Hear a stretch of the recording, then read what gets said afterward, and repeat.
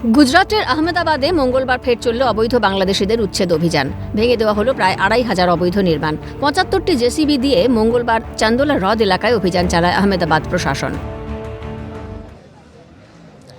आज Isanpur police station में चंडोला तालाब जो है उसमें जो गैरकायदेसर एनक्रोचमेंट है उसके फेज़ 2 अंतर्गत आज एएमसी द्वारा जो दबान हटाने में आ रहा है उसमें 25 एसआरपी कंपनी और 3000 पुलिस जवान और ऑफिसर्स द्वारा आज एनक्रोचमेंट की ड्राइव करी जा रही है हटाने की। গত ২৯-৩০ এপ্রিল প্রথম পর্যায়ের অভিযানে ভেঙে ফেলা হয়েছিল প্রায় ৩০০০ অবৈধ বাসস্থান।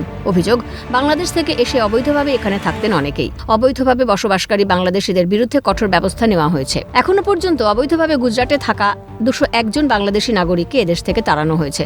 ২০১১ জনকে এলাকা থেকে সরিয়ে নেওয়া হয়েছে। অভিযোগ, বাংলাদেশি অনুপ্রবেশকারীদের দৌরাত্ম্যে চান্দোলা লেক এলাকা অপরাধমূলক কার্যকলাপের কেন্দ্রবিন্দুতে পরিণত হয়ে উঠেছে। চান্দোলার হ্রদটিকে নাকি বাংলাদেশি অনুপ্রবেশকারীরা তাদের নিজস্ব সম্পত্তি বলে মনে করছিল। আহমেদাবাদের চান্দোলা হ্রদ অবৈধ বসতি স্থাপনের জন্য নাকি হটস্পট হয়ে উঠেছে। বিশেষ করে বাংলাদেশি নাগরিকরাই এখানে এসে অবৈধভাবে বাস করে বলে অভিযোগ। ये पूरा तालाब का एरिया है, इसमें जो भी कंस्ट्रक्शन है, स्ट्रक्चर्स हैं, सभी इलीगली हैं।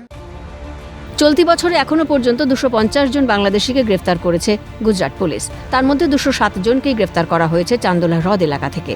এখানেও উঠে এসেছে জাল নথির কারবারের অভিযোগ। অবৈধ দখল থেকে উচ্ছেদের পর চান্দোলা হ্রদের চারপাশে প্রায় ২.৫ লক্ষ বর্গমিটার দখল পরিষ্কার করা হবে বলে সিদ্ধান্ত নিয়েছে আহমেদাবাদ প্রশাসন। ক্যালকাটা নিউজ।